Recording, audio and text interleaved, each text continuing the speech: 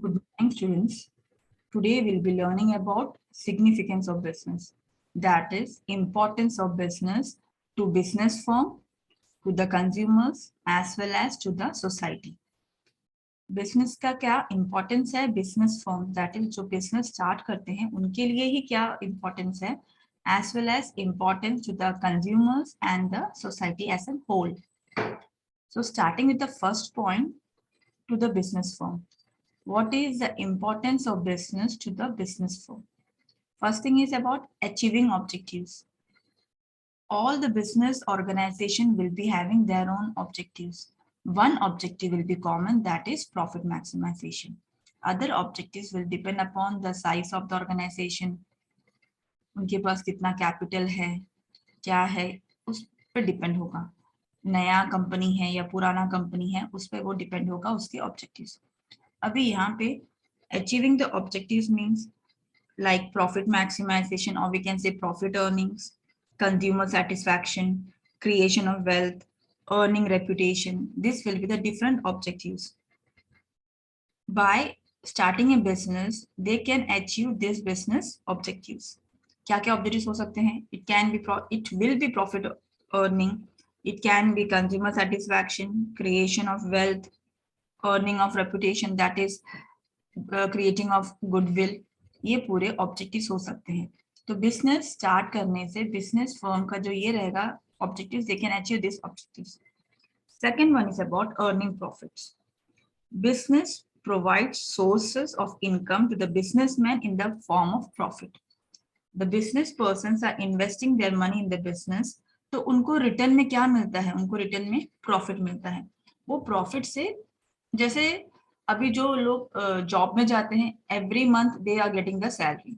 यहाँ पे उनको फिक्स सैलरी मिलती है. जो लोग जॉब में जाते हैं, they will be getting in fixed amount as an salary, कि हाँ ये तुम्हारा इतना सैलरी है. बट ये जो बिजनेस पर्सन से इनका क्या होगा स्टूडेंट्स? इनको कुछ फिक्स्ड अमाउंट जो है सैलरी करके नहीं मिल रहा है. दे will be getting profit. That is जो पैसा उन्होंने लगाया है, जो मेहनत कर रहे हैं, उनके लिए जो रिटर्न्स रहेगा वो उनका प्रॉफिट रहेगा. So we can say that profit is the driving force behind all the business activities. Profit को ध्यान में रखे the business persons will be starting the business. एक ड्राइविंग फोर्स रहता है. जो भी वो लोग काम कर रहे हैं ना स्टूडेंट्स, बिजनेस पर्सन्स, उनका मेन इंटेंशन क्या है? To earn profit. Third one is about improvement of skills. Improvement of skills here, while managing the business and interacting with the people, it requires different types of business knowledges and skills. Because यहाँ पे cutthroat competition रहता है. There is lot of competition in the market. तो उनको business persons को market में survive करने के लिए they should have better knowledge. Business जो बिजनेस वो लोग स्टार्ट किया है उसके बारे में अच्छा नॉलेज होना काफी जरूरी है. अगर अच्छा नॉलेज रहेगा, उनको स्किल रहेगा, then they can handle the competition. लोगों से कैसे बात करना है, उनके प्रोडक्ट के बारे में, मोस्टली उसके बारे में उनको अच्छा इंफॉर्मेशन रहना चाहिए. तो इससे क्या होगा स्टूडेंट्स? इससे वो बिजनेस पर्सन का जो रहेगा, जो बिजनेसमैन है, उसका नॉलेज इंक्रीज होता है, उसका स्किल्स जो रहेगा हमेशा अपग्रेड होता रहता है. तो इसमें this business persons personality is going to develop, which will be benefited for the business organisation itself. Overall functioning of the business के लिए एक बिजनेस पर्सन को एक अलग अलग स्किल, दैट इज उसको अपने प्रोडक्ट के बारे में डिटेल नॉलेज होना चाहिए. उसको मार्केट का क्या स्ट्रैटेजी से मार्केट कैसे चल रहा है उसके बारे में नॉलेज होना चाहिए. अलग अलग स्किल्स वो खुद में डेवलप करके लेगा. Because there is lot of competition in the market. उसको मार्केट में सर्वाइव करना है, तो उसको नॉलेज होना चाहिए उस प्रोडक्ट के बारे में, उस मार्केट के बारे में जहां वो बिजनेस कर रहा है. तो ये सब जानने के हिसाब में वो जो बिजनेस पर्सन रहेगा उसके खुद में पर्सनल डेवलपमेंट में काफी ज्यादा नॉलेज वो गेन करेगा. Because he want to survive in the business. वो प्रॉफिट कमाने की कोशिश में है, तो वो खुद में ही इंप्रूवमेंट लाने की कोशिश करेगा. ठीक है. Fourth one is about expansion of business. Expansion, यहाँ पे एक ऑब्जेक्टिव ये भी है that every organisation wants to expand the business. ये एक्सपांशन कब होगा? when the company is earning lot of profit and they have very good goodwill, उनके पास बहुत कस्टमर्स भी है, तो यहाँ पे एक्सपांशन हो सकता है. Expansion as well as we can say growth. तो यहाँ पे हर एक बिजनेस ऑब्जेक्टिव का मेन, बिजनेस पर्सन का मेन थिंग क्या रहेगा? when the person is starting a business, he needs profit. he needs profit to survive. When the profit is going on increasing, उसका profit जो है हर साल increase हो रहा है, उसके customers बढ़ रहे हैं, तो यहाँ पे क्या होगा स्टूडेंट्स, यहाँ पे वो चाहेगा कि वो अपना बिजनेस स्टार्ट करे, अपना बिजनेस को एक्सपांड करे। जब उसका बिजनेस एक्सपांड हो जाएगा तो उसको और ज्यादा प्रॉफिट मिलेगा। तो यहाँ पे main intention is that why they are going for growth and expansion of business, to earn more profit, to earn more profit, more respect, better image, increase in the market value, ये पूरा आ जाएगा उनके लिए, ये पूरा आ जाएगा उनके लिए expansion of business. Fifth one is about corporate image. Corporate image, यहाँ पे consistent good business practices enables a business organization to develop a good corporate image. अगर business persons जो है ethics follow कर रहे हैं, ethics means the code of conduct, that is हम लोग दूसरों को जो है फंसाना नहीं है, प्रॉपरली जो मैन्युफैक्चरिंग फर्म है प्रॉपरली अगर हम लोग मैन्युफैक्चर करें, we are not cheating anyone, तो उस कंपनी का जो गुडविल रहेगा इंक्रीज हो जाएगा, एक कॉर्पोरेट जो इमेज है इंक्रीज हो जाएगा। That is and such images, जो जिस कंपनी का अच्छा गुडविल रहता है वो अच्छा लंबे समय तक वो सर्वाइव होता है मार्केट में, ठीक है, because the customers are satisfied with the product और हमेशा लोग वही प्रोडक्ट परचेज करेंगे, तो ये हो जाएगा हमारे लिए corporate image. Corporate image when the business persons are practising a good business ethics, code of conduct है, जो गलत नहीं करना, कस्टमर्स को चीट नहीं करना है, ये जो एथिक्स है अगर if they following that what happen, उनका गुडविल जो इंक्रीज हो जाएगा, कस्टमर्स कैन आइडेंटिफाई कि कौन सा प्रोडक्ट हमको परचेज करना है, किसमें क्या है कैसा है, तो वहां पे कंपनी का अच्छा खासा गुडविल इंक्रीज हो जाएगा। कस्टमर्स का अगर कंपनी का गुडविल इंक्रीज हो रहा है then customers will definitely purchase that product, ठीक है। Sixth one is about social status. Businessman enjoy a better status in the society, एक बेटर स्टेटस हमेशा वो सोसाइटी में एंजॉय करता है। They command respect and reputation in the society, उनको अच्छा एक respect as well as reputation रहता है। बहुत सारे लोग रहते हैं जो इनको अपना रोल मॉडल बना लेते हैं, that is about the social status. Social status businessman कब एंजॉय करेगा, when the person is doing an ethical business. Ethical business जो अच्छा बिजनेस कर रहा है, अच्छा बिजनेस कर रहा है, जो प्रोडक्ट जो एनवायरमेंट को हार्म नहीं कर रहा है या किसी को हार्म नहीं कर रहा है उस बिजनेस में, तो उसका सोशल स्टेटस हाई रहेगा और लोग रहेंगे जो उनको अपना रोल मॉडल बना के उनको फॉलो करने की कोशिश करेंगे, that is about the social status, ठीक है। Next will be learning about significance of business to the consumers. Consumers को क्या इंपॉर्टेंस है बिजनेस का। First one is about satisfaction of wants. अभी basic purpose of business, what is the main intention of business, to satisfy needs and wants of the consumers. तो यहाँ पे business will be involve in production and distribution of goods and services, this helps in satisfaction of wants of the consumers.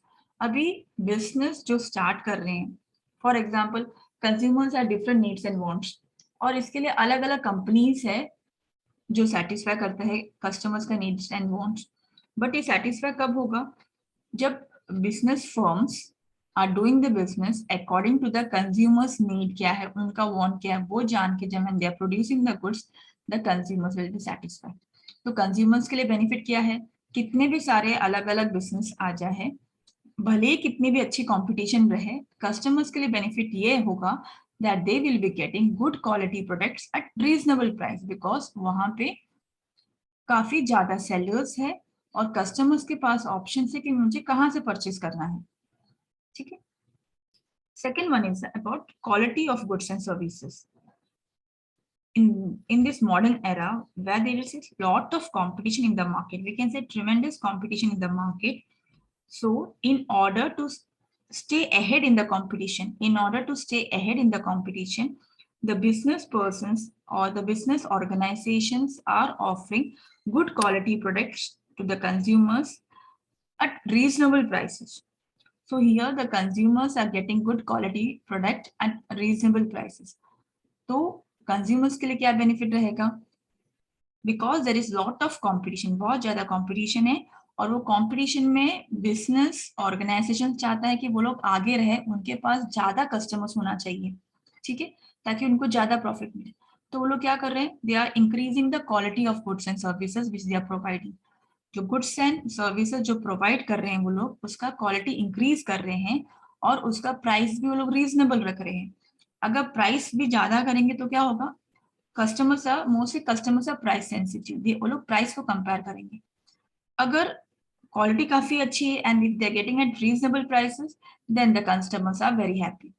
तो importance क्या रहेगा business का, पहले तो customers का नीड वांट जो है सेटिस्फाई हो रहा है, उनको अच्छी क्वालिटी की प्रोडक्ट मिल रही है। Third one is about reasonable price. ये second and third point similar है। रीजनेबल प्राइस क्या होगा, हमको good quality products we are getting the good quality products at very reasonable price because there is tough competition in the market among the sellers to attract more consumers. Consumers को ज्यादा consumers को attract करने के लिए they will be providing the product at reasonable price. Reasonable price ऐसा नहीं होगा कि कंपनी को लॉस होगा, कंपनी को लॉस नहीं होगा यहाँ पे, बिकॉज यहाँ पे वो लोग ध्यान देंगे कि उनका जो प्रोडक्शन का टाइम पे वेस्टेज नहीं होना चाहिए। जहाँ पे वेस्टेज रिडक्शन हो रहा है वहां पे कॉस्ट भी कम हो जाएगा, ठीक है। जब कॉस्ट कम हो जाएगा तो उनका सेलिंग प्राइस जो है वो लोग कम रखेंगे, उनको प्रॉफिट मार्जिन तो मिलेगा। ऐसा नहीं होगा कि कंपनी जो है रीजनेबल प्राइस बनेगी तो कंपनी को प्रॉफिट नहीं हो रहा है, कंपनी को प्रॉफिट होगा, उसके प्रॉफिट के बाद वो रीजनेबल प्राइस में बिकेगा मार्केट में, ठीक है। Fourth one is about higher standard of living. We can say that because of this competition in the market, business organizations are offering new and better products to the consumers at very reasonable price. So this will improve the standard of living. Standard of living कैसे improve होगा students? ज्यादा competition होने की वजह से companies क्या कर रहे हैं, वो लोग नए नए प्रोडक्ट, अच्छे क्वालिटी वाले प्रोडक्ट कस्टमर्स को बेच रहे हैं एट वेरी रीजनेबल प्राइसेस। तो हमको कम पैसों में अच्छी प्रोडक्ट यूज करने मिल रहा है, that is about increase in standard of living. Fifth one is about consumer satisfaction. Consumer satisfaction, अभी इस टाइम पे consumers, we can say the consumers, ये जो मार्केट है ये कंज्यूमर सेंट्रिक है। कंज्यूमर सेंट्रिक मीन्स कंज्यूमर्स में ध्यान दिया गया है, कंज्यूमर्स क्या चाहता है, उनका वांट क्या है, नीड क्या है, उस हिसाब से वो लोग काम कर रहे हैं। So this is consumer centric. So in order to survive and grow, the business organization are trying for consumer satisfaction. वो लोग क्या कर रहे हैं, वो लोग consumer satisfaction की कोशिश कर रहे हैं ताकि consumer should be satisfied, ठीक है। ये हो जाएगा हमारा consumer satisfaction. In order to survive and grow in the business, consumer जब तक satisfy नहीं होंगे, they will not be getting any business. अगर ऐसा बिजनेस कर रहे हैं तो यहाँ पे consumer satisfaction is very much important. For example अगर हम लोग टूथपेस्ट भी परचेज करते हैं, ठीक है, टूथपेस्ट जो हम लोग बचपन से यूज कर रहे हैं, हमेशा हम लोग वो यूज करते हैं। अगर हम लोग बीच में चेंज करने की कोशिश कर रहे हैं, अगर हम लोग को अच्छा नहीं लग रहा है, तो व्हाट वी विल डू, हम लोग वो कंपनी का वापस परचेज नहीं करेंगे, हम लोग दूसरे कंपनी का परचेज करेंगे, ठीक है। For other thing is that अगर हम लोग कुछ सोप भी यूज कर रहे हैं, तो हम लोग को अगर वो सोप अच्छा नहीं लग रहा है, उसका खुशबू अच्छी नहीं लग रही, तो हम लोग उसको चेंज करेंगे। Else if you are purchasing any ice creams, ठीक है, आइसक्रीम यूज कर रहे हैं, अमूल का आइसक्रीम लिया, हाँ काफी अच्छा लगा, अरुण का आइसक्रीम लिया, बट अरुण कंपनी का आइसक्रीम मुझे इतना अच्छा नहीं लगा है, तो नेक्स्ट टाइम मैं वो प्रोडक्ट परचेज नहीं करूंगी, ठीक है। समझ में आ रहा है, कंज्यूमर सेटिस्फेक्शन इज इंपॉर्टेंट। हम लोग एक चीज परचेज करने के बाद if we are not satisfied, अब यहाँ पे सेटिस्फेक्शन लेवल हर एक कस्टमर का डिफरेंट रहेगा। अगर मुझे अमूल का आइसक्रीम अच्छा लग रहा है और अरुण का आइसक्रीम अच्छा नहीं लग रहा है, कोई कोई अलग रहेगा कस्टमर जिसको दूसरा लगेगा, दैट इज अरुण का अच्छा लग रहा है, अमूल का अच्छा नहीं लग रहा है। This customer satisfaction is one of the most important thing, जहाँ पे बिजनेस को सर्वाइव करना इंपॉर्टेंट है। तो हम जहाँ पे ज्यादा कंपटीशन होता है तो वहां पे बिजनेस पर्सन यही कोशिश करेंगे this consumers should be satisfied. If the consumers are satisfied they will be getting maximum return, ठीक है। But going towards the third one, significance of business to the society. Society के लिए क्या रहेगा, employment opportunities. First thing is about employment opportunities. Whenever a business starting या एक नया business start हो रहा है तो मेन क्या होगा, वहां पे लोग लगेंगे काम करने के लिए। जहाँ पे भी स्टार्ट हो रहा है, रूरल एरिया में होने दो या अर्बन एरिया में होने दो, कहाँ पे भी अगर बिजनेस स्टार्ट हो रहा है they always require some employees होते हैं। तो इससे क्या होगा, जब भी बिजनेस स्टार्ट हो रहा है तो उसके आसपास के लोग या जो क्वालिफाइड एक्सपीरियंस लोग या स्किल्ड अनस्किल्ड लेबरर्स, सबको जॉब मिल सकता है यहाँ पे। तो यहाँ पे lot of people are involve in activities in this employment activities. जहाँ पे भी एम्प्लॉयमेंट कम है वहां पे अगर बिजनेस स्टार्ट करते हैं तो वहां के लोगों को एम्प्लॉयमेंट मिल जाएगा। Then comes revenue to the government. Revenue government को कैसे मिलेगा? Revenue means income to the government. Revenue means income to the government. Government को रेवेन्यू कैसे मिलेगा? By way of taxes duties, अलग अलग टैक्सेस ड्यूटीज से गवर्नमेंट को भी रेवेन्यू मिल जाएगा। ठीक है। Third one is about balanced regional development. Balanced regional development means यहाँ पे government encourages the business organizations to start their business in underdeveloped areas. Underdeveloped areas means ऐसे जगह में जहाँ पे कुछ भी डेवलपमेंट नहीं हुआ है, कुछ भी बिजनेस फर्म्स या कंपनीज वहां पे स्टार्ट नहीं हुआ है। अगर ऐसे जगह में they are starting the business, the government will be providing them tax holidays. Tax holidays means 5 years या 10 years के लिए तुमको टैक्स ही नहीं पे करना है। If you are starting your business at this place you won't have to pay any taxes for 5 years, और we can say 10 years तक तुम लोग टैक्स मत पे करो, तुम लोग अपना बिजनेस स्टार्ट करो। गवर्नमेंट का इंटेंशन क्या रहेगा? भले ही गवर्नमेंट को लॉस हो रहा है, उनको टैक्स नहीं मिल रहा है, बट वो जो अंडर डेवलप्ड एरिया था या अंडर डेवलप्ड रीजन था, वहां पे जब बिजनेस या मैन्युफैक्चरिंग फर्म या कंपनी आएगा तो क्या होगा, वहां के लोगों को एम्प्लॉयमेंट मिल जाएगा, वहां के लोगों में डेवलपमेंट हो जाएगा। ठीक है। That is about balanced regional development. Here, the government is encouraging the business organizations to start their business in underdeveloped areas by offering different incentives. It can be tax holidays or we can say duty concessions. मतलब जो income government को मिल रहा था, government बोल रहे तुम लोग हमको इनकम मत पे करो 5 years के लिए या 10 years के लिए, जैसा एग्रीमेंट रहेगा वैसे don't pay any taxes or any duties to the government. गवर्नमेंट के लिए तो लॉस है but it will be beneficial for that reason. वहां के लोगों को जॉब मिलेगा, वहां के लोगों में इंप्रूवमेंट आएगा, डेवलपमेंट आएगा। ठीक है। Fourth one is about the rapid economic growth. Rapid economic growth, here the business activities always provides economic growth in the country. Country में इकोनॉमिक ग्रोथ होता है, business organisation will be undertaking. ठीक है। अगर ऐसा बिजनेस ऑर्गेनाइजेशन जहाँ पे ज्यादा प्रॉफिट मिल रहा है तो यहाँ पे क्या होगा student, they will be undertaking expansion as well as diversification activities.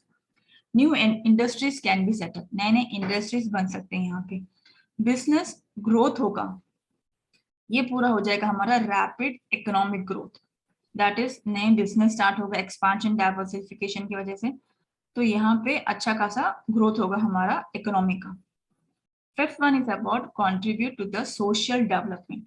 Social development ये हमारा आएगा CSR, हम लोग इसको बोलेंगे CSR, that is social corporate social responsibility. अब यहाँ पे बहुत सारे कंपनीज ऐसे हैं जो काफी ज्यादा इंपॉर्टेंस दे रहे हैं for the social development, they are giving importance to the society for developing such as education, health care, sports. अब ऐसा जहाँ पे कोई स्टूडेंट्स है जो काफी अच्छे से पढ़ रहे हैं उनको बट इतना फाइनेंशियल प्रॉब्लम होगा, sports person might be, sports person या एजुकेशन पर्सन जिनके पास काफी स्किल्स है but they don't have that much of finance, तो इनको स्पॉन्सर्स करते हैं वो लोग। जो अच्छे अच्छे प्लेयर्स हैं उनको स्पॉन्सर करना, या जो अच्छे पढ़ने वाले बच्चे हैं उनको उनका पढ़ाई स्पॉन्सर करना, ये पूरा हो जाएगा हमारा सोशल डेवलपमेंट। ठीक है। I hope you all understood till here. Next will be learning about the distinguish between traditional and modern concept of business. Traditional and modern concept of business. Traditional concept में क्या है, जो पहले था, पहले जब भी सोल ट्रेडिंग कंसर्न था या पार्टनरशिप फर्म था वो हमारे लिए हो जाएगा ट्रेडिशनल कंसेप्ट। मॉडर्न कंसेप्ट अभी जो मल्टीनेशनल कंपनीज है या ट्रांसनेशनल कंपनीज है ये पूरा हो जाएगा हमारा मॉडर्न कंसेप्ट में। It's very easy comparison. इसमें मीनिंग क्या है, traditional concept was giving only importance to the profit maximisation. Traditional concept में किसमें इंपॉर्टेंस दिया, ओनली प्रॉफिट मैक्सिमाइजेशन, कि हमको सिर्फ प्रॉफिट कमाना है। ठीक है। मॉडर्न कंसेप्ट क्या बोल रहा है? प्रॉफिट तो हमको कमाना ही है, but the customer should be satisfied. Customer satisfied होना चाहिए इधर, क्योंकि यहाँ पे काफी ज्यादा कंपटीशन आ गया, मॉडर्न टाइम में काफी ज्यादा कंपटीशन आ गया है। अगर कस्टमर सेटिस्फाई नहीं होगा तो लोग प्रोडक्ट वापस परचेज नहीं करेंगे। Plus some organisations were giving importance to the societal welfare, society को हेल्प करना। जैसे इसका प्रीवियस वाले पॉइंट हमने डिस्कस किया था about education, health care, sports, इसमें सब हेल्प करना, ये हो जाएगा हमारा सोसाइटल वेलफेयर। ठीक है, तो first one is about profit. Tradition में प्रॉफिट मैक्सिमाइजेशन, मॉडर्न में क्या आएगा? प्रॉफिट मैक्सिमाइजेशन तो है, plus there should be customer satisfaction, and the new concept is about societal welfare, society को भी हेल्प करना है। Then comes about orientation. Traditional concept was only producer oriented, यहाँ पे जो बिजनेस पर्सन था सिर्फ वो खुद का ही सोचता था कि मुझे बिजनेस कितने अच्छे से करना है, मुझे क्या प्रोडक्ट प्रोड्यूस करना है, मुझे क्या बेचना है मार्केट में। यहाँ पे सिर्फ सेलर जो है अपने बारे में ही सोचता था। बट मॉडर्न कंसेप्ट में यहाँ पे सेलर अभी अपने बारे में नहीं सोच सकता है, उसको ये देखना है कि कस्टमर को क्या चाहिए, कस्टमर का नीड क्या है। तो ये हमारे लिए कस्टमर ओरिएंटेड रहेगा, प्लस सोसाइटी ओरिएंटेड। ओवरऑल जो कस्टमर जो सोसाइटी में रहता है, ओवरऑल क्या इंपॉर्टेंस है उसका। ठीक है, third one is about management. Management ये ट्रेडिशनल कंसेप्ट में क्या था? ऑटोक्रेटिक ओनर्स था और लॉयल। ऑटोक्रेटिक ओनर्स मीन्स ऐसा ओनर जो सिर्फ अपना ही बोलेगा, मतलब एम्प्लॉयज या आपके जो वर्कर्स या एम्प्लॉयज रहेंगे, they don't have any right to speak. जो बोलेगा ओनर, जो बोलेगा दैट इज जो मालिक जो बोलेगा उनको वो ही सुनना है, दैट इज अबाउट। और यहाँ पे जो मालिक की जगह में कोई और नहीं रहेगा, वो ही पूरा ध्यान से ऑब्जर्व करेगा, भले ही वो क्वालिफाइड हो नहीं हो, पैसे उसने लगाए हैं तो वो ही ध्यान देगा। अदरवाइज अगर वो ध्यान नहीं दे रहा, उनके लॉयल रिप्रेजेंटेटिव में उनका ही कोई फैमिली मेंबर रहेगा या कोई बेस्ट फ्रेंड का रहेगा। तो ये उनका मैनेजमेंट था। मतलब ऐसा नहीं था कि इनको क्वालिफिकेशन था, ये लोग एक्सपीरियंस भले होगा बट इनके पास क्वालिफिकेशन नहीं होगा। ठीक है, बट मॉडर्न कंसेप्ट में क्या है स्टूडेंट्स, यहाँ पे प्रोफेशनली ओरिएंटेड मैनेजर्स को अपॉइंट किया गया था।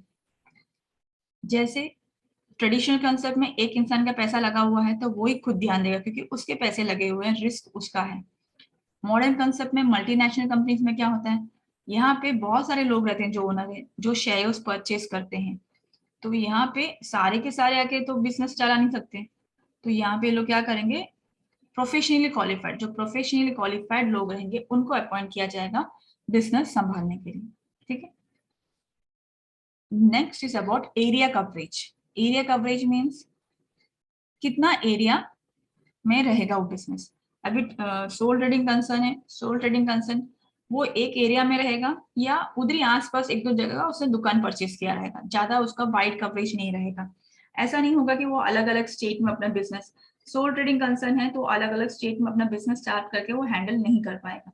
तो अगर वो बिजनेस स्टार्ट भी कर रहा है, एक्सपांड भी कर रहा है, तो भी वो क्या करेगा, वो जिस एरिया में रहता है उधर आसपास एक और भी ऐसे शॉप्स परचेस करके वो अपना बिजनेस वहां स्टार्ट करेगा। ठीक है, मल्टीनेशनल कंपनीज ऐसे नहीं होते। मल्टीनेशनल कंपनीज हर एक स्टेट में अलग अलग स्टेट में होगा, ग्लोबल मार्केट भी होता है। Global market means all over the world, पूरे दुनिया में वो लोग कहीं भी अपना बिजनेस स्टार्ट करते हैं, उसके ब्रांचेस अलग अलग कंट्रीज में होते हैं। That is about the area coverage of modern business. Technology, traditional business में लेबर इंटेंसिव टेक्नोलॉजी है। लेबर इंटेंसिव मीन्स जहां पे एम्प्लॉयज या वर्कर्स जो थे वो लोग काम करते थे, यहाँ पे ज्यादा वो लोग मशीन्स नहीं यूज करते थे, दे वर यूटिलाइजिंग द लेबर्स, वो लोग लेबर से काम कराते थे। मल्टीनेशनल कंपनीज में वहां पे लेबर्स कम काम करते हैं, ज्यादा कौन काम करता है, मशीन्स। नई नई टेक्नोलॉजीज जो है वो लोग वो यूज करना शुरू किया। कंज्यूमर प्रेफरेंसेस, ट्रेडिशनल कंसेप्ट में कंज्यूमर प्रेफरेंसेस था क्या, नहीं था, they were not giving any importance to the consumers. But modern concept में they were giving very much importance to the consumers. It is called as consumer centric. consumers को ध्यान में, that is consumers को ध्यान में रखना। centric means consumers को, सिर्फ consumers को ध्यान में रखना, उनका नीड क्या है, उनका वांट क्या है वो जानना, उसके बाद वो प्रोडक्ट मैन्युफैक्चर करना। that is about consumer centric. ठीक है, with this we have finished our first chapter of module 1. Okay. Bye students.